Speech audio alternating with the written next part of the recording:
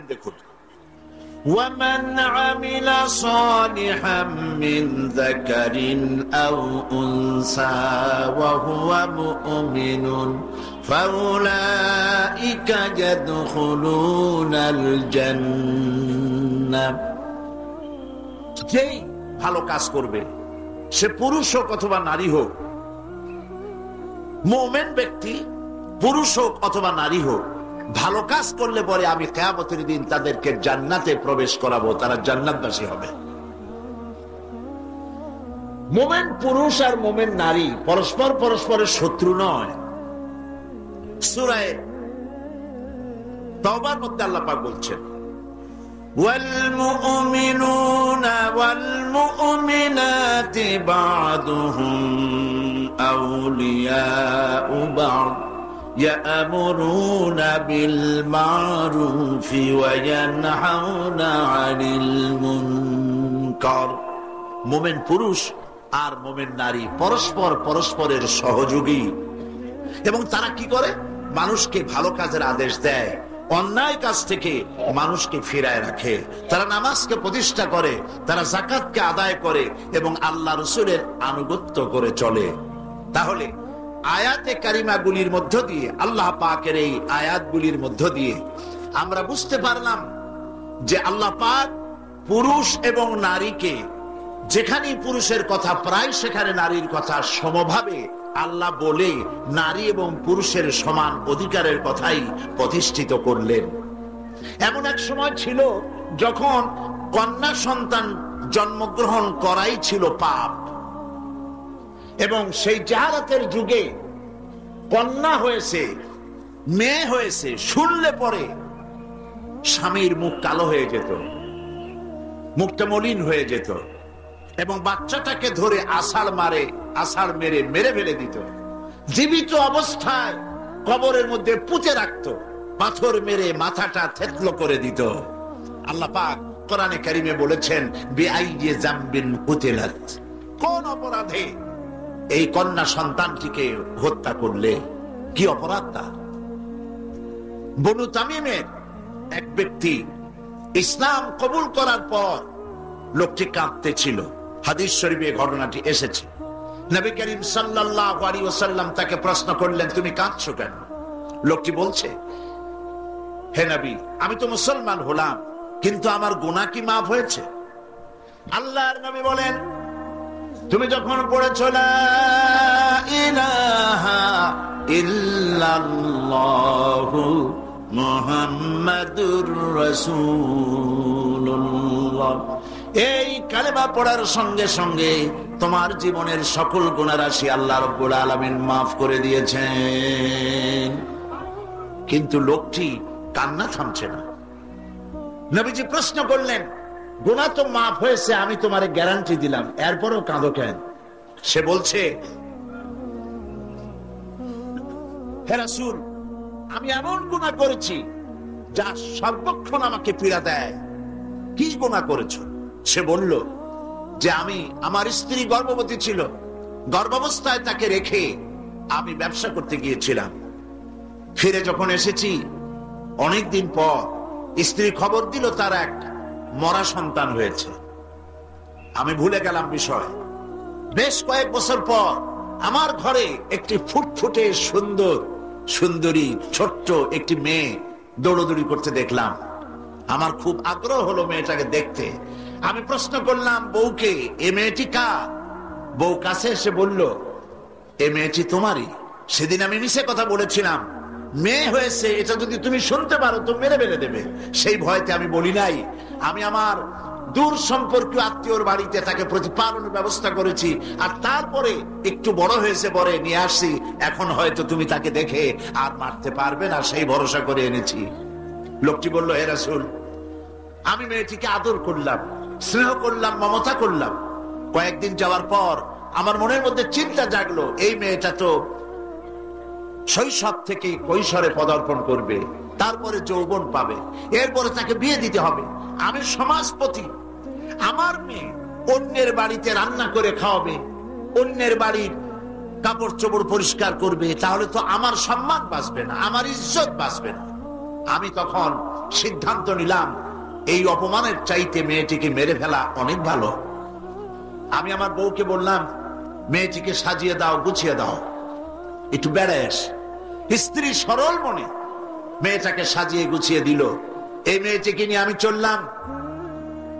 কিছু দূর দৌড়ে যায় আমার সামনে, আবার পেছনে আমার কাছে আব্বা আব্বা বলে ছুটে আসে, আবার পেছনে পড়ে আবার আব্বা আব্বা করে দৌড়ে এসে আমাকে জড়িয়ে ধরে। এভাবে যেতে যেতে এক নির্জন এলাকায় গিয়ে, এক পাহাড়ি এলাকায় গিয়ে আমার চাদরের ভেতর থেকে মাটি খোঁড়ার যন্ত্র বের করে মাটি খোঁড়া আরম্ভ করলাম। মেয়ে আমার কাছে বসে বলছে, বাবা তুমি এত কষ্ট করছো কেন? সে তো বুঝতে পারতেছে না যে আমি তার জন্য কবর খনন করতেছি। আমি মাটি খুঁড়তেছি, মাটি এসে আমার জামায় লাগে, দাড়িতে লাগে, আর আমার মেয়ে আমার পাশে বসে আমার দাড়ি থেকে, জামা থেকে ধুলাবালি সরায় দিচ্ছে আর বলছে, বাবা তুমি এত কষ্ট করছো কেন? গর্তটা যখন খনন করা হয়ে গেল, মেয়েটার হাত পা বাঁধা শুরু করলাম। মেয়ে বুঝতে পেরেছে আমি তাকে মেরে ফেলবো। মেয়ে তখন বলছে, বাবা আমাকে মেরো না, আমি তোমাকে বাবা ডেকে তোমাকে সমাজে নিন্দনীয় করব না, আমাকে মেরো না। আমি তার কোনো কথা শুনলাম না। হাত পাও বেঁধে সদরে কুয়ার ভিতরে, গর্তের ভিতরে নিক্ষেপ করলাম। মেয়েটি আমার চিৎকার মেরে বলতেছে, বাবা আমাকে মেরো না, আমি তোমাকে বাবা বলে শরম দিব না। লোকটি বলছে, রাসূল আমার পাষাণ হৃদয় গলল না। শেষবারের মতো একটা পাথরকে উঁচু করে আমি আমার মেয়ের মস্তককে লক্ষ্য করে এই পাথর সজলে নিক্ষেপ করলাম। মেয়ের বুক ফেটে রক্ত ফিনকি দিয়ে বেরিয়ে গেল, আর মেয়ের মুখ থেকে আব্বা বলে একটা চিৎকার বেরোলো। ওই আব্বা চিৎকার এখনো যেন আমার কানে আমি শুনতে পাই। হাদিস শরীফে এসেছে, নবীজি কাহিনী শুনতেছিলেন আর নবীজির রহমতের নবীর চোখ দিয়া পানি পড়ে দাড়ি ভিজে ভিজে পড়তেছিল। এমন সময় ছিল যখন নারীদের কোনো সম্মান ছিল না, ইজ্জত ছিল না। নারীর সম্মান কে দিল? আল্লাহ দিলেন। বলেন কে দিলেন? আজ নাস্তিক, মুরতাদ শ্রেণীর বুদ্ধিজীবীরা, কলাবিষ্টরা দরদ নিয়ে গিয়ে আসছে, নারীরা নির্যাতিতা হচ্ছে, ইসলাম নাকি ঠকাইছে তাদেরকে। তারা ইসলামের বিরুদ্ধে নানান কথা বলছে। আজকে আমাদের জানতে হবে ইসলাম কি দিল আর পাশ্চাত্য কি দিল। নারী, ইসলাম যা দিয়েছে নারীকে, পুরুষকে নারীকে ইসলাম যে সমান অধিকার দিয়েছে, পৃথিবীতে কেউ তা দিতে পারে না। নারীর জীবনে তিনটা ভাগ করা যায়, নারীর জীবনকে তিনটা ভাগ করা যায়। প্রথমে সে কন্যা হিসেবে পৃথিবীতে আসে, এরপরে এই কন্যাটি কিশোরী হয়, তারপরে যৌবন পায়, এরপরে একদিন বিয়ে হয়ে যায়, তখন সে স্ত্রী হয়, বধূ হয়। তো প্রথম স্তর হচ্ছে, প্রথম অধ্যায় নারীর জীবনের প্রথম অধ্যায় সে কন্যা, দ্বিতীয় অধ্যায় সে বধূ, তৃতীয় অধ্যায় সে মাতা হয়ে যায়। ইসলাম এই তিন অধ্যায় নারীকে কি দিল, কি অধিকার দিল, এবং স্বামী আর স্ত্রীর মধ্যে কি সম্পর্কে গড়ে দিল ইসলাম, আমাদের জানা দরকার। দেখুন, নবী করিম সাল্লাল্লাহু আলাইহি ওয়াসাল্লাম একটা কন্যাকে কি মর্যাদা দিচ্ছেন।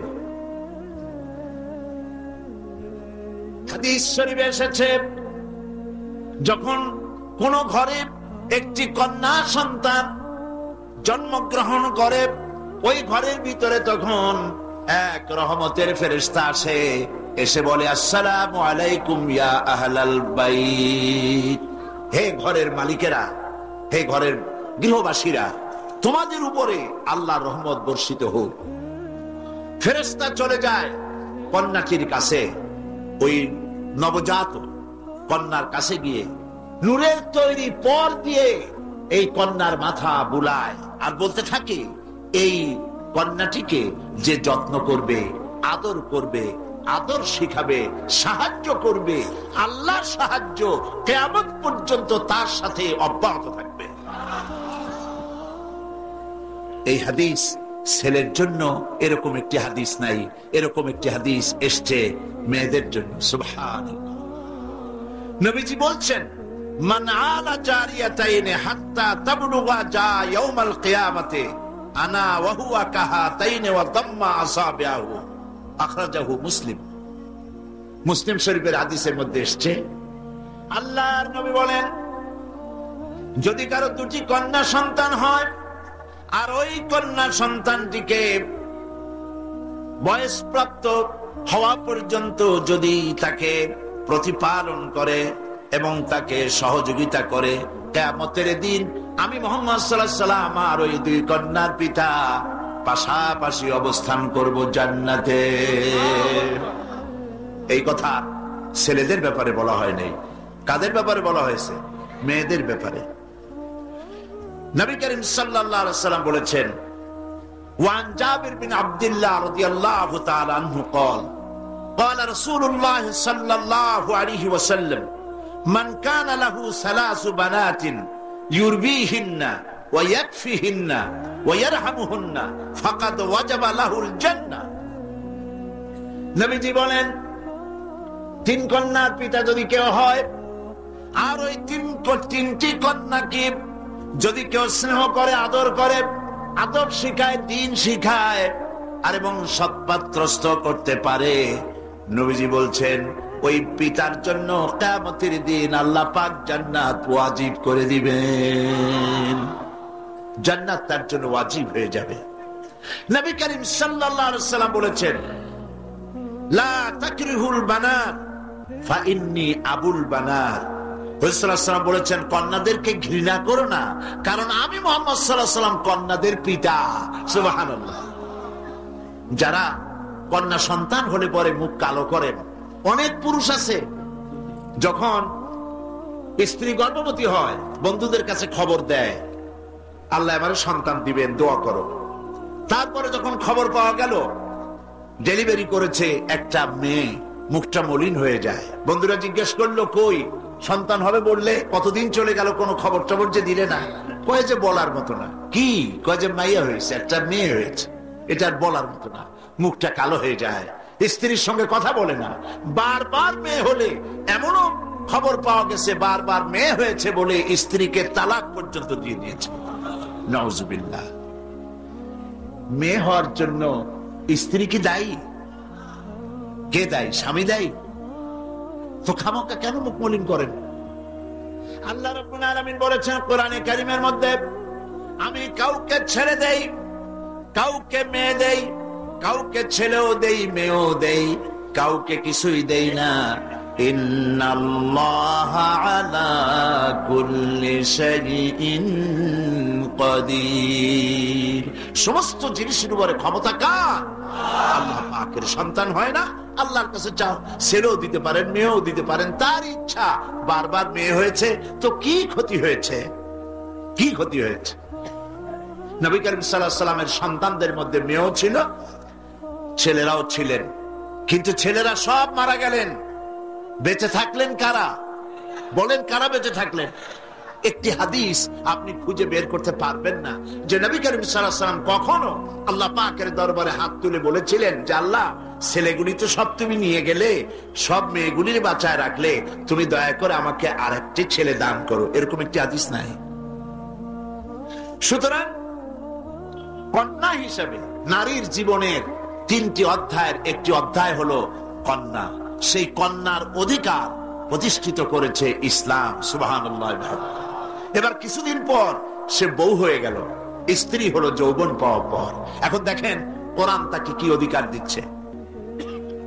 আল্লাহ রাব্বুল আলামিন বলেন, وَمِنْ آيَاتِهِ أَنْ خَلَقَ لَكُم مِّنْ أَنفُسِكُمْ أَزْوَاجًا لِتَسْكُنُوا إِلَيْهَا وَجَعَلَ بَيْنَكُم مَّوَدَّةً وَرَحْمَةً। আল্লাহ পাকের অসংখ্য নিদর্শনের ভিতরে এটি একটি নিদর্শন যে তোমাদের থেকে আল্লাহ পাক তোমাদের জোড়া সৃষ্টি করেছেন এবং তোমাদের মধ্যে ভালোবাসা আর সহৃদয়তার সৃষ্টি করেছেন। ভালোবাসা কে সৃষ্টি করলেন? মেয়ে ঢাকা, বিয়ে করেছে চট্টগ্রামের ছেলে। দুজনের চাল চলন ভিন্ন, ভাষাও ভিন্ন। ঢাকার মেয়ে বলে কোথায় যাবেন, চট্টগ্রামের ছেলে বলে খড়ে যাবে। দেখছেন অবস্থা? ঢাকার মেয়ে বলছে পাশে বসেন, আর চট্টগ্রামের ছেলে বলছে এন্দি বইউন। ভাষায় বেশ কম না? ভাষায় বেশ কম, চাল চলনে বেশ কম, খাওয়ায় বেশ কম, রুচিতে বেশ কম। মারামারি হওয়ার কথা ছিল প্রত্যেক দিন। আল্লাহ পাক বলেন আমি ভালোবাসার সৃষ্টি করেছি দুজনের মধ্যে। সুবহানাল্লাহ, আমি ভালোবাসার সৃষ্টি করে দিয়েছি। ওয়া জাআলা বাইনাকুম মাওয়াদ্দা, পরস্পর পরস্পরের জন্য আকর্ষণ সৃষ্টি করেছি। ওয়া রাহমা, আর সহৃদয়তা করুণার সৃষ্টি করেছি। যখন বার্ধক্যে পৌঁছে যায় স্বামী আর স্ত্রী, তখন উভয়ের মধ্যে করুণার সৃষ্টি করে দেই, মহব্বত আরো বাড়ায় দেই। সুবহানাল্লাহ বলবেন না? তো তোমার থেকে তোমার জোড়া সৃষ্টি করা হয়েছে, এখন এই স্ত্রীর প্রতি সদ্ব্যবহার করো। ওয়ালাহুন্না মিথলুল্লাযী আলাইহিন্না বিল মা'রুফ, আল্লাহ পাক বলেন সদ্ব্যবহার পাওয়ার ওই পরিমাণ অধিকার নারীদের উপরে তোমার আছে যতখানি অধিকার নারীদের উপর পুরুষের আছে। সদ্ব্যবহার শুধু তার কাছেই আশা করো না, সেও তোমার কাছে যে সদ্ব্যবহার আশা করে সেটাও তুমি তাকে দিতে শেখো। হুন্না লিবাসুন লাকুম ওয়া আনতুম লিবাসুন লাহুন্না। ইসলাম কোথায় নিয়ে গেছে? সম্পর্ক কত বাড়িয়ে দিল। হুন্না লিবাসুন লাকুম ওয়া আনতুম লিবাসুন লাহুন্না, তোমরা স্ত্রী তোমার ভূষণ স্বরূপ আর তুমি তোমার স্ত্রীর ভূষণ স্বরূপ। ভূষণ মানে কি? পোশাক। পোশাকের কথা কেন বলা হলো? এই জন্য বলা হয়েছে পোশাক মানুষের কয়েকটা উপকার করে, শুধু শীত আর গরম নিবারণ করে না। পোশাক মানুষের আয়েব ঢেকে রাখে, পোশাক মানুষের সম্মান, তার লজ্জা ঢেকে রাখে। এই একের সাথে অপরের পোশাকের দৃষ্টান্ত আল্লাহ পাক দিলেন। এর অর্থ হচ্ছে পরস্পর পরস্পরের আয়েবকে ঢেকে রাখবে। একজন আরেকজনের আয়েবকে মানুষের সামনে পেশ করবে না, একজন আরেকজনকে শরম দিবে না, পরস্পরের সাথে মিলেমিশে থাকবে, একথা আল্লাহ পাক বললেন। ওয়াশিরুহুন্না বিল মারুফ, আর তোমরা স্ত্রীদের সাথে সদ্ব্যবহার করো। কে বলছেন? আল্লাহ পাক বলছেন। স্ত্রীদের ভিতরে সদ্ব্যবহার স্ত্রীদের সাথে কিভাবে করতে হবে, সব ব্যাপারে রাসূলুল্লাহ হচ্ছেন আদর্শ। লাকাদ কানা লাকুম ফি রাসূলিল্লাহি উসওয়াতুন হাসানাহ, সমস্ত ব্যাপারে তোমাদের জন্য মহত্তম আদর্শ হলেন নবী করিম সাল্লাল্লাহু আলাইহি ওয়াসাল্লাম। হুজুর সাল্লাল্লাহু আলাইহি ওয়াসাল্লাম বলেছেন তোমাদের মধ্যে উত্তম সেই যে ব্যক্তি তোমাদের স্ত্রীর কাছে উত্তম। আমি আমার স্ত্রীদের কাছে উত্তম ব্যক্তি। সুবহানাল্লাহ বলবেন না? এবার দেখেন নবীজি আদর্শ দেখালেন স্বামী স্ত্রীর সঙ্গে সম্পর্কটা কেমন হবে। হযরতে খাদিজা রাদিয়াল্লাহু তাআলা আনহা আর নবীজির ভিতরে কেমন মহব্বত ছিল, কেমন আকর্ষণ ছিল। তিনি যখন হযরত খাদিজাকে বললেন, খাদিজা, আল্লাহ আমাকে নবী বানিয়েছেন, আমার উপর ঈমান আনো, এক আল্লাহর উপরে ঈমান আনো। হযরতে খাদিজা এক মুহূর্ত, একটি চোখের পলকও তিনি দেরি করেন নাই। যখনই নবীজি তাকে ঈমান আনতে বলেছেন, হযরত খাদিজা পড়েছেন লা ইলাহা ইল্লাল্লাহু মুহাম্মাদুর রাসূলুল্লাহ। নবী করিম সাল্লাল্লাহু আলাইহি ওয়াসাল্লাম বলেছেন, আকাশের নিচে জমিনের উপরে খাদিজার মতো উত্তম মহিলা পৃথিবীতে আর নাই। কি সম্মান আল্লাহ পাক তাকে দিয়েছেন। আল্লাহ পাক নিজে হযরতে খাদিজাকে সালাম জানিয়েছেন। সুবহানাল্লাহ বলবেন। হেরা পাহাড়ে হযরতে জিবরাইল আলাইহিস সালাম নবীজির সঙ্গে কথা বলছেন, ওহী নিয়ে এসেছেন। কিছুক্ষণ পরে হযরতে জিবরাইল বলেন, ইয়া রাসূলুল্লাহ, আমি দেখতে পাচ্ছি খাদিজা আপনার জন্য খানা নিয়ে আসতেছেন। খাদিজা যখন আপনার কাছে পৌঁছে যাবে, আপনি খাদিজাকে বলবেন আল্লাহ রাব্বুল আলামিন আজ আমি আসার সময় আমার মাধ্যমে খাদিজাকে সালাম জানিয়েছেন। হযরতে খাদিজা যখন নবীজির কাছে পৌঁছে গেছেন, আল্লাহ নবী বলেন, খাদিজা তোমার জন্য আজকে একটি সুসংবাদ আছে। তিনি বললেন, আমার জন্য কি খবর, কি সুসংবাদ? হযরতে রাসূল বলছেন, খাদিজা শোনো, এই মাত্র জিবরাইল আমার কাছে চলে গেলেন, আর জিবরাইল বলে গেলেন আল্লাহ রাব্বুল আলামিন তোমাকে সালাম জানিয়েছেন। হযরত খাদিজা টুকরে কেঁদে উঠলেন। তিনি বললেন, ইয়া রাসূলুল্লাহ, আমার মানব জন্ম সার্থক হয়ে গেছে, আল্লাহ আমারে সালাম জানাইছেন, এর চাইতে সৌভাগ্য আমার জীবনে আর কিছুই নাই।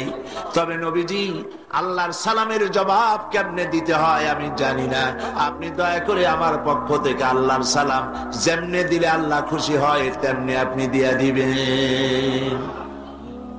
কি মহব্বত স্বামী আর স্ত্রীর ভিতরে ছিল। হযরতে খাদিজা হযরতে রাসূল করিম সাল্লাল্লাহু আলাইহি ওয়াসাল্লাম, নবী করিম সাল্লাল্লাহু আলাইহি ওয়াসাল্লামের ঘরে হযরত খাদিজা যতদিন ছিলেন আরেকটি বিবাহ তিনি করেননি। হযরত আয়েশা বলছেন, নবীজি আমার কাছে ঘুমানো ছিলেন, গভীর রাত্রে আমার ঘুম ভেঙে গেল। আমি চিন্তা করলাম নবীজি কোথায় গেলেন, মনে করলাম অন্য কোন স্ত্রীর ঘরে গেছে নাকি। আমি খুঁজতে লাগলাম, কোন ঘরে পাওয়া গেল না। খুঁজতে খুঁজতে অবশেষে আমি নবীজিকে পেলাম রিয়াদুল জান্নাতের ভেতরে, মসজিদে নববীর জান্নাতের টুকরার ভেতরে বসে নবীজি মোনাজাত করতেছেন। আমিও পিছনে আল্লাহর দরবারে হাত তুললাম। মোনাজাতের এক পর্যায়ে নবীজি বলতেছিলেন, রব্বুল আলামিন, কঠিন ওই হাসরের ময়দানে মা তার সন্তান ভুলে যাবে, বাপ তার সন্তানকে ভুলে যাবে, স্বামী তার স্ত্রীকে হারায় ফেলবে, স্ত্রী তার স্বামীকে চিনবে না। ওই কঠিন হাসরের ময়দানে আয় আল্লাহ তাআলা, আমি যেন আমার খাদিজারে হারায়া না যাই। মোনাজাত শেষ হওয়ার পর হযরত আয়েশা বলেন, ইয়া রাসূলুল্লাহ, খাদিজা এই বুড়ির কথা এখনো কেন আপনার মনে পড়ে? খাদিজার পরে কুমারী মেয়েও তো আপনি বিয়ে করেছেন, খাদিজার কেন বুড়ির কথা ভুলতে পারেন না? নবীজি বলেন, আয়েশা রে, খাদিজার সম্পর্কে এরকম কথা আর তুমি বলবে না। তোমরা জানো না, তোমরা সবাই আমার সুদিনের স্ত্রী, আর খাদিজা আমার এমন সময়ের স্ত্রী যখন এই মক্কা নগরীতে মুহাম্মদ সাল্লাল্লাহু আলাইহি ওয়াসাল্লামের পাও রাখার জায়গা ছিল না। হযরত আয়েশা বললেন, ইয়া রাসূলুল্লাহ, আমি ক্ষমা চাই, আমাকে মাফ করে দিন। আমি খাদিজার সম্পর্কে এমন কথা আর উচ্চারণ করব না, তবে খাদিজার সম্পর্কে আমার কিছু কথা শোনান।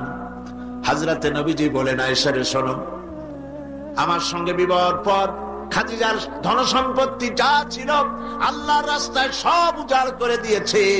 কতদিন না খেয়েও থেকেছে, একদিনের জন্য বলে নাই আপনার সাথে বিয়ে হয়েছে বলে আজ আমি না খাইয়া আসি।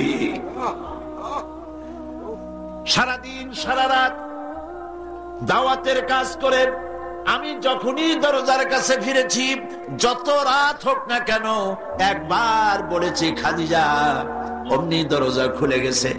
আমি প্রশ্ন করেছি, খাদিজা, যত রাত্রে আসলাম একদিনও দুইটা ডাক দেওয়া লাগলো না, তুমি কি ঘুমাও না?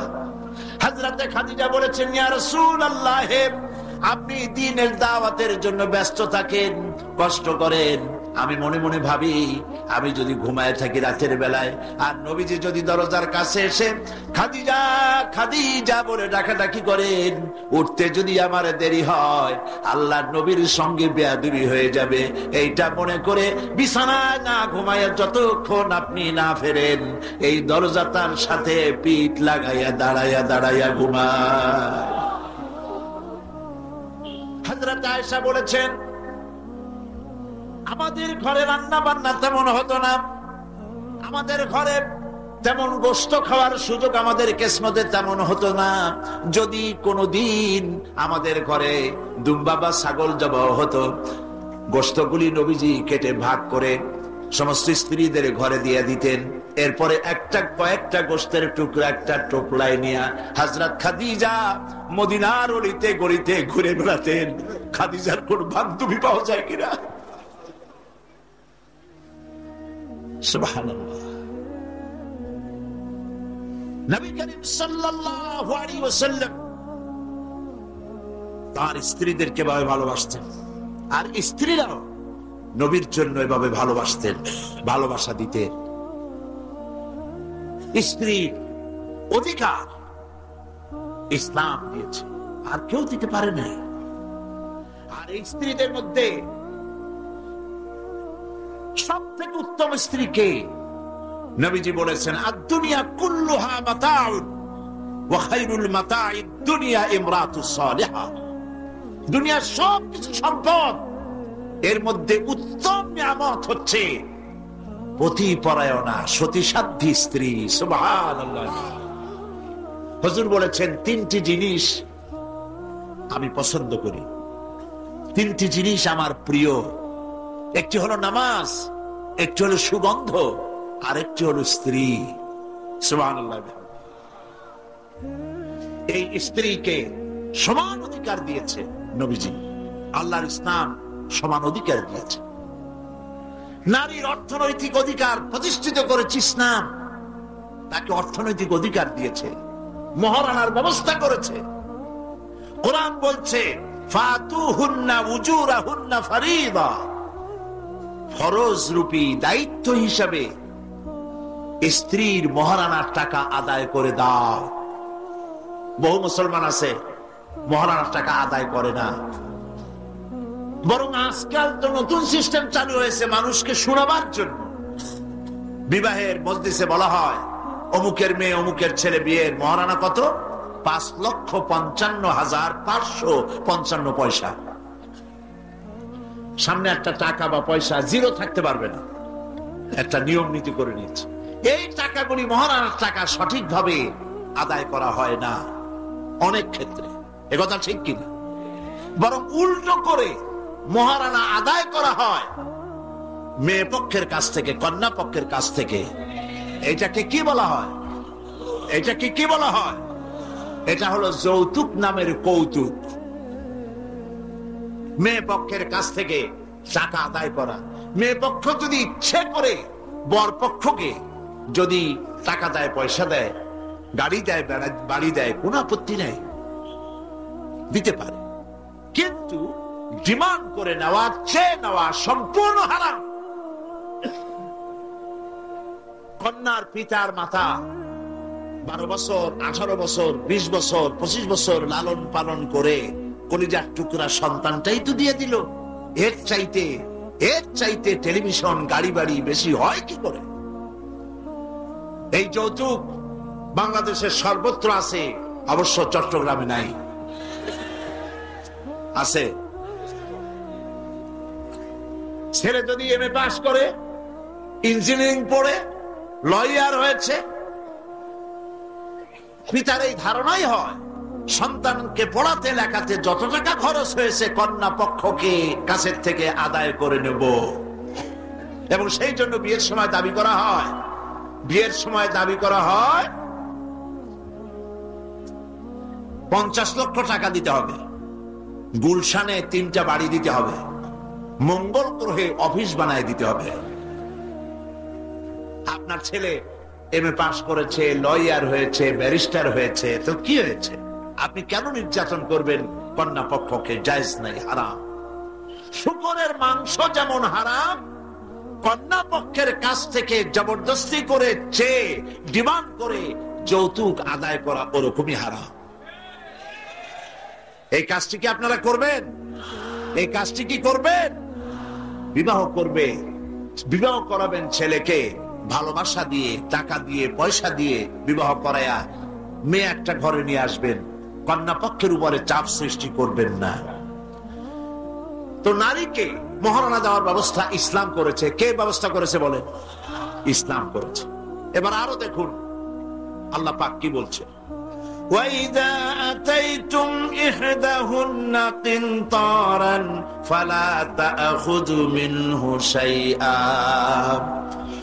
তো যে তোমরা নারীদেরকে স্তূপ পরিমাণ অর্থ করি যদি দান করো, তাহলে সামান্য তার থেকে ফেরত নিও না। আল্লাহ পাক চান মহিলাদের কাছে, নারীদের কাছে কিছু পুঁজি থাকুক, টাকা পয়সা থাকুক, আল্লাহ এটা চান। যদি তুমি কিছু দাও, তা যদি স্তূপ আকারেও হয়, তবুও সেগুলিকে ফেরত নিও না, ফেরত দিও না। বহু মুসলমান আছে আমাদের সমাজে, হজ করে, নামাজও পড়ে, কপালে দাগও পড়ে গেছে, তার ব্যবসা আছে, ধানি জমিনও আছে, বিবাহের সময় মেয়েকে টাকা কড়ি দিয়ে, ব্যবসা টাকা কড়ি যৌতুক টৌতুক দিয়ে বিদায় করে দেয়, সম্পত্তির ভাগ দেয় না, ব্যবসারও ভাগ দেয় না। আছে না এমন? আছে কিনা? আপনি কন্যাকে ঠকালেন, এজন্য আল্লাহর কাছে আপনাকে দায়ী হতে হবে। মেয়েদেরকে অর্থনৈতিক অধিকার আল্লাহ এভাবে প্রতিষ্ঠিত করেছেন, সে মহিলাদেরকে অর্থনৈতিক দিক থেকে তাদেরকে নির্যাতন করা যাবে না। এবার মেয়েদেরকে শিক্ষার অধিকার দেওয়া হয়েছে, কোনটা দেওয়া হয়নি? তারা বলছে, ইসলামের দুশমনেরা বলে নারীদেরকে ইসলাম ঠকাইছে। কোথা থেকে ঠকালো? কন্যা হিসেবে মর্যাদা দিল, বধূ হিসেবে মর্যাদা দিল, তারপরে অর্থনৈতিক সুযোগ করে দিল, এবার শিক্ষার অধিকারও প্রতিষ্ঠিত করলো। হযরতে আয়েশা রাদিয়াল্লাহু তাআলা আনহা, তিনি শিক্ষার্থী ছিলেন, হাজার হাজার সাহাবীর উস্তাদ ছিলেন। সুবহানাল্লাহ বলেন। হাদিসের উস্তাদ ছিলেন, তাফসীরের উস্তাদ ছিলেন, ফিকহের উস্তাদ ছিলেন। শিক্ষার অধিকার ইসলাম দিয়েছে নারীকে। নারীরা লেখাপড়া করতে পারবে, কোনো অসুবিধা নেই।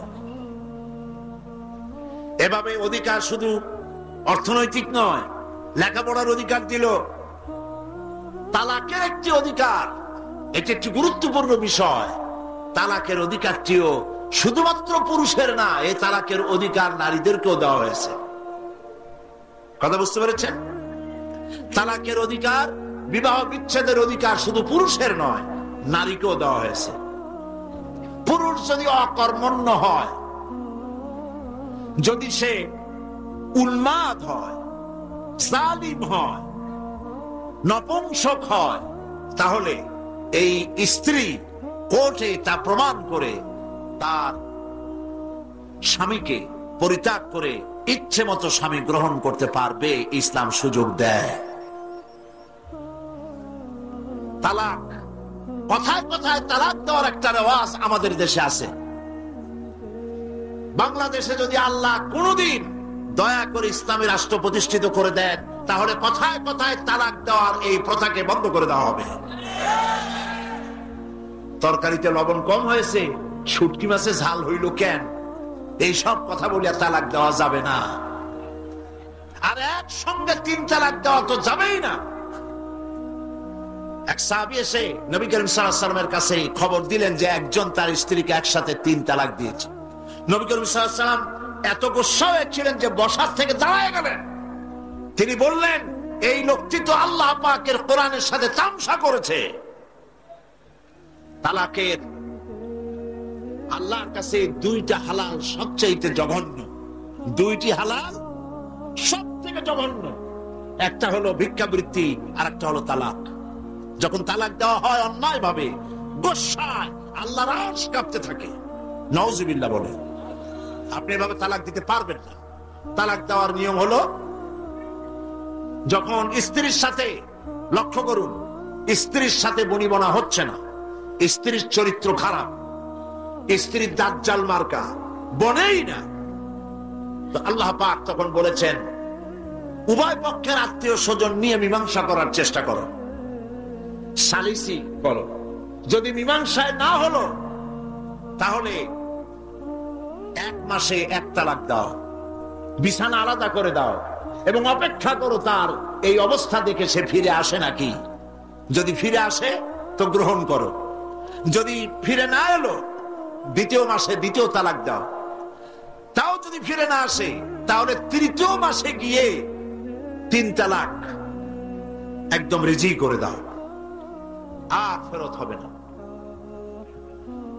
3 তালাকে বায়না করে দাও, এই স্ত্রীকে আর গ্রহণ করা যাবে না। এখন আমাদের দেশে রাগের মাথায় একসাথে 3 তালাক দেওয়ার পর মনে মনে অনুশোচনা হয়, এতগুলো ছেলে পেলে নিয়ে করবো কি, কি সর্বনাশ হইল, রাগের মাথায় করলামটা কি। এখন এই বউ ফিরে পাওয়ার জন্য মসলা তালাশ করে। তখন গ্রামের মুন্সি মৌলবী এই জাতীয় এক শ্রেণীর লোক আছে যারা কোরআন বোঝে না, হাদিস বোঝে না, তারা হিল্লা নামক একটা ঔষধ বাইর করছে। সেই ঔষধটা কি? তারা বলে যে এই স্ত্রীকে যদি আবার নিতে চাও তাহলে আর একটা পুরুষের সঙ্গে বিবাহ দাও এবং শর্ত করো যে তোমার কাছে দিলাম, 2-3 দিন পর তুমি তালাক দিয়ে দিবা, এরপরে আমরা নিয়ে নেব। তালাকের নিয়তে বিবাহ করা এটা সম্পূর্ণ হারাম, বিবাহ হবে না। তালাকের নিয়তে বিয়ে করলো, বিয়ে হবেই না। তারপরে এই যে ভাড়া করা, একজনের সঙ্গে হিলা করতে দেওয়া, এইটাকে হাদিসের ভাষায় বলা হয়েছে ভাড়া করা শাক। ভাড়া করা শাক। ইসলামে এই ধরনের কোন বিধান নাই। সবাই কান খুলে শুনুন, হিল্লা করার যে ব্যবস্থা বাংলাদেশে গ্রামে গঞ্জে আছে, শরীয়তের কোন অস্তিত্ব নাই। কেউ যদি তার স্ত্রীকে তালাক দেয় আর এই স্ত্রীকে আবার ফেরত নিতে চায়, মৃত্যু পর্যন্ত ফেরত দিতে পারবে না। একটা পথ আছে, সেই পথটা হলো এই স্ত্রী যদি ইচ্ছে করে কোনো স্বামী গ্রহণ করেন, আর সেই স্বামী যদি ইচ্ছে করে ঘটনাচক্রে তালাক দেয়, অথবা ঘটনাচক্রে সেই স্বামীর যদি মৃত্যু হয়, তাহলেই কেবলমাত্র প্রথম স্বামীর কাছে আসতে পারবে। এছাড়া প্রথম স্বামীর কাছে আসা কিয়ামত পর্যন্ত সম্ভব নয়। এইটা ইসলাম করেছে দৃষ্টান্তমূলক শাস্তি দেওয়ার জন্য। কথায় কথায় তালাক দেবা, বাগুন ভর্তায় মরিচ হইল কেন, এইসব শয়তানি চলবে না। এইটার জন্যই এই বিধান করা হয়েছে। এনজিওরা, ভারতের পাঁচটা গোলাম বুদ্ধিজীবীরা এই হিল্লাটাকে, এই যে হিল্লা ইসলামে নাই, সেই হিল্লার ফতোয়া ইসলামের মধ্যে বানাইয়া আলেম ওলামাদেরকে নিন্দনীয় করার জন্য চেষ্টা করেছে। আর এর জন্য ওদের বাহন হচ্ছে ভারতের পাঁচটা গোলাম বুদ্ধিজীবীদের বড় বাহন হলো দৈনিক জঘন্য কণ্ঠ, ইসলামের দুশ্মন, স্বাধীনতার দুশ্মন।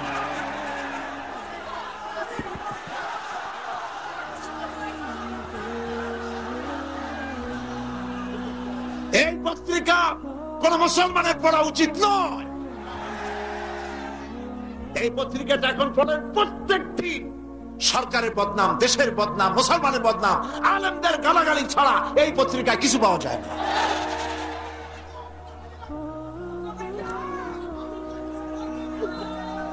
এই পত্রিকার মধ্য দিয়ে ভারতের গোলাম, কলামিস্ট, ফিচার লেখক, সাংবাদিকরা এই পত্রিকায় চড়ে বাংলাদেশের বদনাম করে চলছে, আলেমদের বদনাম, মুসলমানদের বদনাম করে চলছে। ফতোয়া বিষয়টাকে ওরাই নিন্দনীয় করেছে। ফতোয়াকে নিন্দা করা যাবে না। ফতোয়া আল্লাহ পাকের। ফতোয়া কার? গতকাল বলছি না, ফতোয়া কার? আল্লাহ পাকের। ওরা সেই আল্লাহকে বিশ্বাস করে বলে চিন্তা করার কোনো কারণ নাই। কারণ এই পত্রিকাটাই লিখেছিল ওয়াহাজাল বালাদিল আমিন, এই বলদের শহর, অতুরে চিনি না, তোরে আমি চিনি না, এই পত্রিকায় লিখেছিল। প্রিয় ভাই সব, তালাক কখনো রাগের মাথায় এই জঘন্য কাজ কেউ করবেন না। যদি করতেই হয় তাহলে 3 মাসে 3 তালাক হবে, একসাথে 3 তালাক দেওয়া যাবে না। যদি কেউ একসাথে 3 তালাক দিয়ে বসে, তালাক হয়ে যাবে। এটাও মনে রাখবেন, তালাক হয়ে যাবে। তবে আল্লাহ পাক অসন্তুষ্ট হবেন, নারাজ হবেন, গুসায় আল্লাহর আরশ কাঁপতে থাকে। এই কাজটি কখনো করবেন না। আল্লাহ পাক তালাক চান না। আল্লাহ চান স্বামী স্ত্রীর মধ্যে মহব্বত পয়দা হোক। সুবহানাল্লাহ। যদি স্ত্রীর উপর রাগ হয়, কখনো মন খারাপ হয়, আল্লাহ বলছেন ওয়ালা তানসাউল ফাদলা বাইনাকুম, তোমরা পরস্পর পরস্পরের অনুগ্রহকে ভুলে যেও না। আজকের একটা ব্যাপারে মন খারাপ হইছে, তুমি চিন্তা করো তোমার জীবনের অনেক ক্ষেত্রে এই স্ত্রীর অনেক অবদান আছে, সেগুলিকে মনে করে আজকেরটা মাফ করে দিলেই তো সারে। সুবহানাল্লাহ। আল্লাহ পাক চান না স্বামী স্ত্রীর ভিতরে অসন্তুষ্টি থাকুক এবং তালাক পর্যায়ে চলে যায়। একবার নবী করিম সাল্লাল্লাহু আলাইহি ওয়াসাল্লাম বসে আছেন মসজিদে নববীর ভিতরে, মুখ মলিন, সাহাবায়ে কেরাম ভয়তে কথা বলতে পারছেন না। কিছুক্ষণ পর হুজুর হযরত আলী হযরত ফাতেমার ঘরে ঢুকলেন, বেরিয়ে আসলেন হাসি মুখে। তিনি প্রশ্ন করলেন, সাহাবায়ে কেরাম জিজ্ঞেস করলেন, হে রাসূল, একটু আগে আপনার মুখ এত মলিন ছিল আর এখন আপনি এত হাসি খুশি, আমরা তো তখন কথা বলতে সাহস পাইনি, হুজুর কি হয়েছিল? আল্লাহর নবী বলেন, ওদের মধ্যে মনোমালিন্যের সৃষ্টি হয়েছিল আর আমার মনটা খারাপ হয়ে গিয়েছিল। ওদের, বুঝতে পারছেন তো, হযরত আলী এবং ফাতেমার মধ্যে মনোমালিন্য সৃষ্টি হয়েছিল, আমার মনটা খারাপ হয়ে গিয়েছিল। আমি ভেতরে গেলাম, উভয়ের সঙ্গে কথা বললাম। এখন তারা দুজনের মধ্যে তাদের ভুল বুঝাবুঝির নিরসন হয়েছে, আমার মনটা খুশি হয়ে গেছে।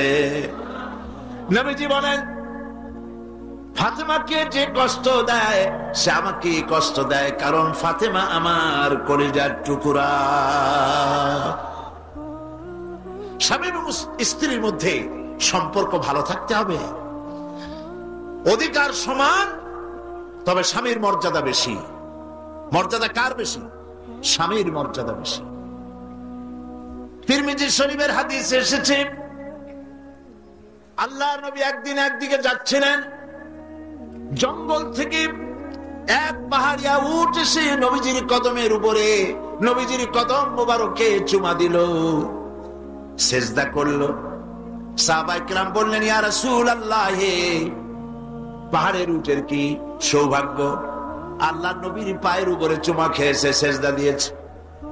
আমাদের কি অনুমতি দেন, আমরা আপনার কদমের উপরে আমরা সেজদা দিয়া ধন্য হই। হুজুর বলেন, শোনো, আমি যদি এই পৃথিবীতে কোনো মানুষকে সেজদা করার জন্য যদি পারমিশন দিতাম, তাহলে পৃথিবীর সমস্ত নারীদেরকে বলতাম তারা যেন তাদের স্বামীকে সেজদা দেয়। তাহলে মর্যাদা কার বেশি? স্বামীর মর্যাদা বেশি। অধিকার সমান, মর্যাদা বেশি স্বামীর।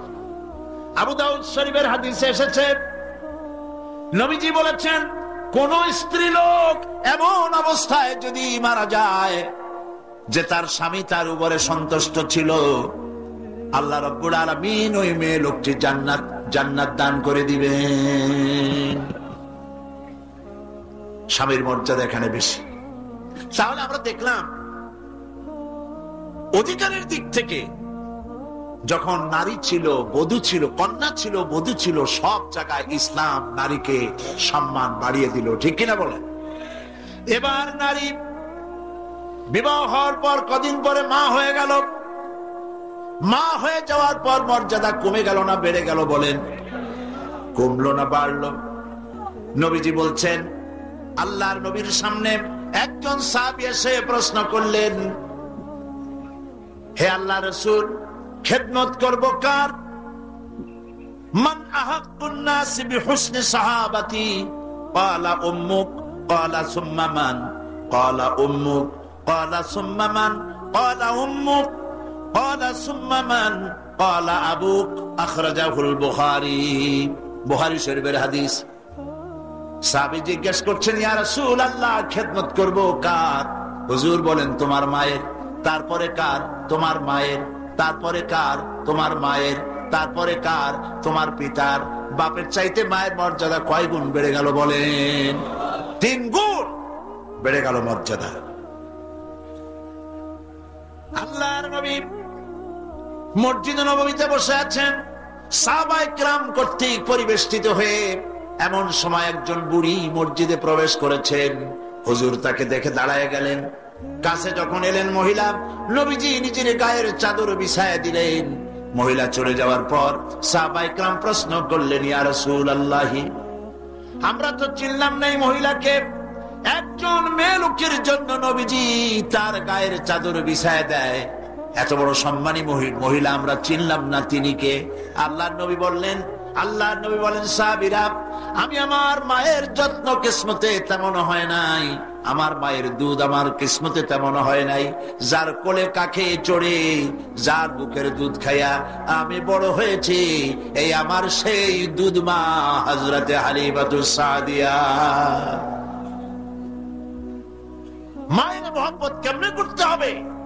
মা যখন হয়ে গেলেন সম্মান বেড়ে গেল সন্তানের কাছে। একজন সাহাবী এসে রাসূলের কাছে বলছেন, হে রাসূল, আমার মায়ের মেজাজ খুব খারাপ। হাদিস, আমার মায়ের মেজাজ খুব খিটখিটে। হুজুর প্রশ্ন করলেন, তোমার মা যখন তোমারে গর্ভে রাখছিলেন তখন তো মেজাজ খারাপ ছিল না? তিনি বললেন, হুজুর আমি সত্যি বলছি মেজাজ খুবই খারাপ। হুজুর বলছেন, তোমাকে যখন তোমার মা ডেলিভারি করেছিল তখন তো মেজাজ খারাপ ছিল না? কয় না হুজুর, দারুণ খারাপ মেজাজ। হুজুর বললেন, তোমার 2.5 বছর 2 বছর ধরে যখন দুধ খাওয়াইছিল তোমার মা তখন তো তার মেজাজ খারাপ ছিল না। সাহাবী যখন এর পরেও বললেন, ইয়া রাসূলুল্লাহ, আমি আমার মায়ের দুধের হক আদায় করে দিয়েছি। হুজুর বললেন, দুধের হক আদায় করেছো তুমি, তোমার মায়ের একটি শব্দের হক তুমি আদায় করতে পারো নাই। তুমি যদি পড়ে গেছো ছোট্টবেলায়, খাটের থেকে কোলের থেকে পড়ে গেছো, কেঁদে উঠছো, আর তোমার মা যতক্ষণ বলেছে সারা জীবন এই একটি শব্দের হক আদায় করতে পারবে না। মায়ের সম্মান ইসলাম এভাবে বাড়িয়ে দিল। আল্লাহ রাব্বুল আলামিন শিখায় দিলেন, وَقَضَى رَبُّكَ أَلَّا تَعْبُدُوا إِلَّا إِيَّاهُ وَبِالْوَالِدَيْنِ إِحْسَانًا। তোমার রবের পক্ষ থেকে এটা ফয়সালা হয়েছে যে আমার ইবাদত করার পর মা বাপের ইহসান করবে। দেখেন অবস্থাটা, দেখুন, লক্ষ্য করুন, আল্লাহর ইবাদতের পরেই বান্দা কার ইহসান করবে? বলেন কার? মা বাপের ইহসান করো। আল্লাহর ইবাদতের পরেই এটাকে লাগাই দেওয়া হয়েছে। আল্লাহ পাক সূরা বনী ইসরাঈলের ভিতরে পরিষ্কার করে বলেছেন, মা বাপের সামনে ধমক দিয়ে চোখ রাগায় কথা বলবে না। ওয়ালা তাকুল লাহুমা উফিন ওয়ালা তানহারহুমা, ঝিড়কি দিবে না, ধমক দিবে না। আর তাদের সঙ্গে কোন ভাষায় কথা বলবে তাও আল্লাহ শিখায় দিয়েছেন। আল্লাহ পাক বলেন, ওয়াকুল লাহুমা কাওলান কারীমা, সম্মান সূচক কথা বলো মা বাবার সাথে। আর দোয়া শিখায় দিলেন, বান্দারা তোমার মা বাবার জন্য আমার কাছে এই ভাষায় দোয়া করো, রব্বিরহামহুমা কামা রাব্বায়ানি সাগীরা। জবান ছেড়ে দিয়ে সবাই পড়েন, রব্বিরহামহুমা কামা রাব্বায়ানি সাগীরা। আয় আমার রব, আমার বাবা ছোটবেলায় আমাকে যেভাবে স্নেহের করে লালন পালন করেছে, আল্লাহ পাক তুমি দয়া করে আমাকে, আমার পিতা মাতাকে তোমার রহমতের কোলে লালন পালন করো। আল্লাহ পাক শিখাই দিয়েছেন। এই দোয়া করবেন তো? মনে থাকবে? প্রত্যেক নামাজের পরে মুনাজাতে এই দোয়া করবেন। একটু জোরে সরে পড়েন, লা ইলাহা ইল্লাল্লাহ, লা ইলাহা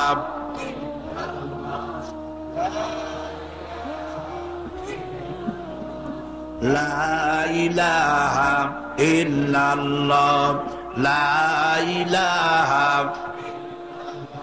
লা ইলাহা ইল্লাল্লাহ মুহাম্মাদুর রাসূলুল্লাহ।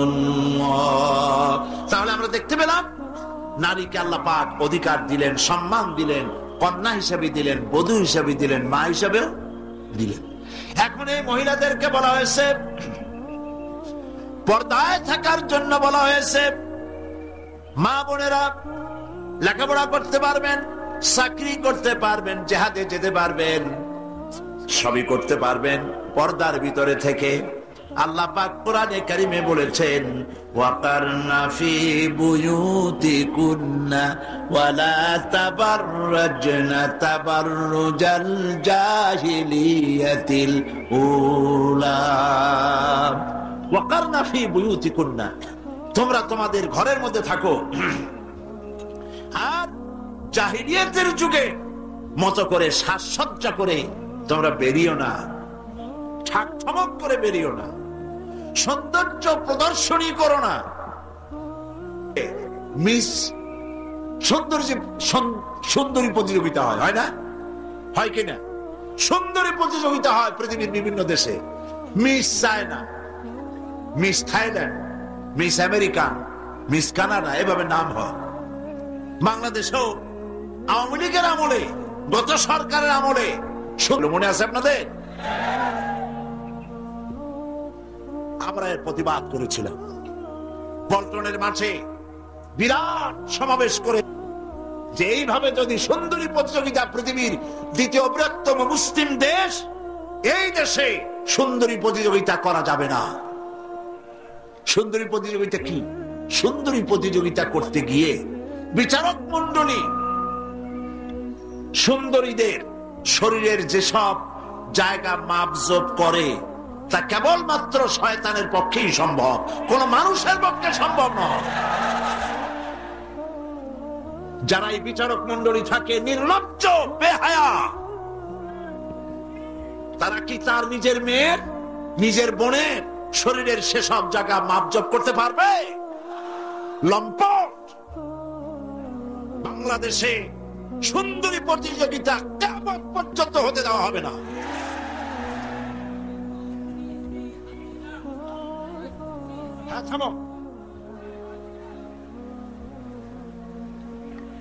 প্রিয় ভাই সব, মাশাআল্লাহ, আমাদের আরেকজন মন্ত্রী মহোদয় এসছেন, আমার খুব মহব্বতের মানুষ, জনাব জাফরুল ইসলামের চৌধুরী। আলহামদুলিল্লাহ পড়েন। এমন এক সময় ছিল, উনি সালাম দিচ্ছেন, জবাব দেন। এমন এক সময় ছিল মন্ত্রীদের জ্বালায় তাফসীর মাহফিল করা যায় নাই, আর আল্লাহ এমন করলেন এখন মন্ত্রী আল্লাহর মেহেরবানি জোয়ারের মতো তাফসীর মাহফিল আসতেছে। চিল্লায় বলেন আল্লাহু আকবার। এটাই হলো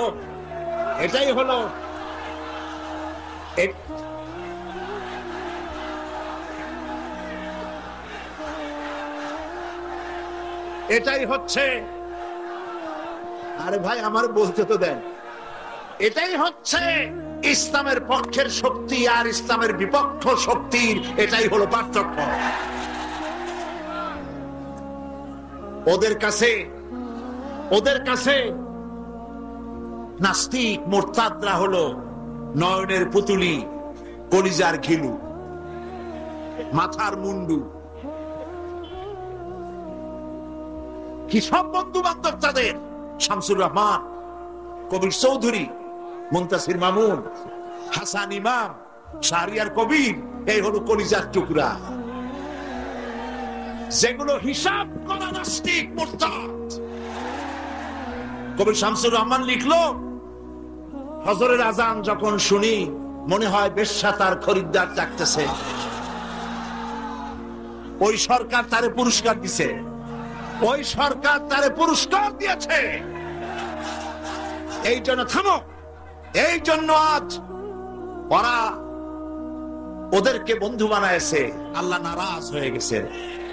এর একটাও নামাজ নাই, রোজা নাই, আল্লাহ পরকালকে বিশ্বাস করে না, সব সময় ইসলামের বিরুদ্ধে লেখে। আর ওদের গত সরকারের সব থেকে কলিজার দুশ্মন ছিল আলেমরা। আলেম সহ্যই করতে পারত না। আলেম মানেই রাজাকার, দাঁড়ি তুমি মানেই স্বাধীনতার বিরোধী। কপাল তোমাদের আরো পুড়বে, কপাল পোড়ার হইল কি, আরো বাকি আছে। আলেমদের যত জ্বালাইছো, কোরআন শরীফের কোরআন শরীফ ডাস্টবিনে ভালাই দিছ। মূর্তির ব্যাপারে কথা বললে কলিজায় লাগে, বিবৃতি দাও। আর তাও তো হিন্দুদের মূর্তির কথা বলা হয় নাই, রাস্তাঘাটে যেগুলো বানাইছো সেগুলির ব্যাপারে কথা বলছি, তাই কলজা জ্বলে উঠছে। কিন্তু আওয়ামী লীগের জমানায় শত শত কবি কোরআন শরীফের ডাস্টবিনে বানানো হয়েছিল, তোমরা তখন কোন ইন্দুরের গর্তে ছিল? কেন প্রতিবাদ করো না? আল্লাহ পাক আছেন এবং আল্লাহ পাক দেখতেছেন। ওরা বলতেছে এই সরকারের উপরে গজব নাজিল হবে। গজব কাদের উপরে হয়? তাকাই তাকাই দেখো। মুফতি ইজারুল হক, মুফতি আমিনী, আল্লামা আজিজুল হক সহ 13,000 আলেম জননিরাপত্তা আইনে গ্রেফতার করে জেলের মধ্যে ঢুকাইছো। আল্লাহ দেখছে না? আল্লাহ দেখছে কিনা? আল্লাহ পাক দেখেছেন এবং জবাব আল্লাহ দিবেন ইনশাআল্লাহ। দেশ ক্রমেই ভালোর দিকে যাবে ইনশাআল্লাহ। বলেন ইনশাআল্লাহ। কারণ যে সরকার আলেমদেরকে সম্মান করে, যে সরকার আলেমদেরকে ভালোবাসে, মহব্বত করে, কোরআনের মাহফিলকে মহব্বত করে, আল্লাহর রহমত তাদের উপরে বৃষ্টির মতো নাযিল হবে। কারণ আলেমরাই সেরা, পৃথিবীর শ্রেষ্ঠ সন্তান আলেমরা। তারা উমানাউদ্দিন, দ্বীনের আমানত আলেমদের কাছে। এই যে মাথায় এই যে টুপি, এই টুপি কে পড়াইছে? শামসুর রহমান নামক নাস্তিকেরা পড়াইছে, মুরতাদরা পড়াইছে, বুদ্ধিজীবীরা পড়াইছে। মুসলমানদের মাথায় টুপি আলেমরা এনেছে। আপনার আমার বাপ দাদার মুখে যদি দাড়ি উঠে থাকে, এই দেশের আলেম পীর বুজুর্গ সুফি দরবেশরা উঠাইছে। ঠিক কিনা বলেন? মাদ্রাসা, মসজিদ, পর্দা, বোরখা কারা রেখেছে? আজও আলেমরা করেছে। আল্লাহর নবী বলেছেন, আকাশের সমস্ত তারকা মণ্ডলীর ভিতরে পূর্ণিমার চাঁদের যে মর্যাদা, পৃথিবীর সমস্ত উম্মতের ভেতরে আমার আলেমদের সেই মর্যাদা। সুতরাং ওলামাদেরকে মহব্বত করতে শিখুন, ভালোবাসতে শিখুন, সম্মান দিতে শিখুন। ওলামাদের কথা বিশ্বাস করুন, কারণ তারা কথা বলে কোরআন দিয়ে, হাদিস দিয়ে। সুবহানাল্লাহ বলেন। পর্দার বিষয়টি আলোচনা করতেছিলাম। পর্দা করা ফরজ। পর্দা করা কি ফরজ? নবীজি বলেছেন এমন এক সময় আসবে, قال رسول الله صلى الله عليه وسلم نساء كاسية عارية مميلة مائلة رؤوسهن كالبخت المائلة لا يدخلن الجنة ولا يجدن ريحها أخرجه مسلم। আল্লাহর নবী বলেন এমন এক জামানা আসবে যখন বস্ত্র পরিধানকারিণী উলঙ্গিনী হবে মেয়ে লোকগুলি। উটের চুটের মতো করে খোপা বেঁধে মরাল সময় হেলে দুলে পরপুরুষের দৃষ্টি আকর্ষণ করে রাস্তায় চলাফেরা করবে। এরা জান্নাতি যাওয়া তো দূরের কথা, জান্নাতের সুঘ্রাণও এদের নাকের ভিতরে প্রবেশ করবে না। কাসিয়াতুন আরিয়া, বস্ত্র পরিধানকারিণী উলঙ্গিনী। কথা শুনতেছেন আপনারা? বুঝতে পারতেছেন? বস্ত্র পরিধানকারিণী উলঙ্গিনী মানে এমন কাপড় পরছে যা পরাও যা, না পরাও তাই, জান্নাতে যেতে পারবে না। এই জন্য অশালীন পোশাক বাদ দিতে হবে। রাসূলুল্লাহ বলেছেন আরাফাতের ময়দানে, তোমরা যেমন খাবে তোমাদের মেয়েদেরকে, স্ত্রীদেরকে তেমন পরাবে। তোমরা যেমন খাবে তেমন তাদের খাওয়াবে। তোমরা যেমন পরবে তেমন তাদেরকে পরাবে। কেউ কেউ এর অর্থ করেছে যেমন খাবো তেমন খাওয়াবো। এটা তো ঠিক আছে, যেমন পরি তেমন তাদেরই পরাতে হবে। তো পুরুষও প্যান্ট শার্ট পরে মেয়েদেরকেও প্যান্ট শার্ট পরানো শুরু করছে। নাউজুবিল্লাহ বলেন। কিয়ামতের অনেকগুলি আলামত আছে। হযরত আলী রাদিয়াল্লাহু তাআলা হাদিস রওয়ায়াত করেছেন, কিয়ামতের পূর্বে 15টি লক্ষণ প্রকাশ পাবে। তিরমিজি শরীফের হাদিস।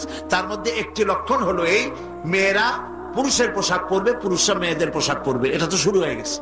শুরু হয়েছে কিনা? মেয়েরা আমাদের দেশেও এই প্রচলন শুরু হয়েছে। কোন কোন ক্ষেত্রে মহিলারা প্যান্ট শার্ট ইত্যাদি চাদরবিহীন এগুলি পরে রাস্তায় বেরোনো শুরু হয়ে গেছে। আবার পুরুষগুলি আমাদের দেশে এগুলি কম, বিদেশে দেখেছি কানে দুল পরে। আমাদের দেশে দুল পরা শুরু করছে কিনা আমার চোখে এখনো পড়ে নাই। আছে? আমি তো এত খাতায় দেখি, তারপরেও আমার নজরে পড়ে নাই। তবে চেন পরা দেখেছি, সোনার চেন বহু নজরে পড়েছে। স্বর্ণের চেন গলায় পরে পুরুষ মাঘের পৌষের প্রচন্ড শীতে সামনের 3-4টা বোতাম খোলা রাখে, যাতে মানুষে বুঝে উনি একখান কিছু পড়ছেন। হারাম, হারাম।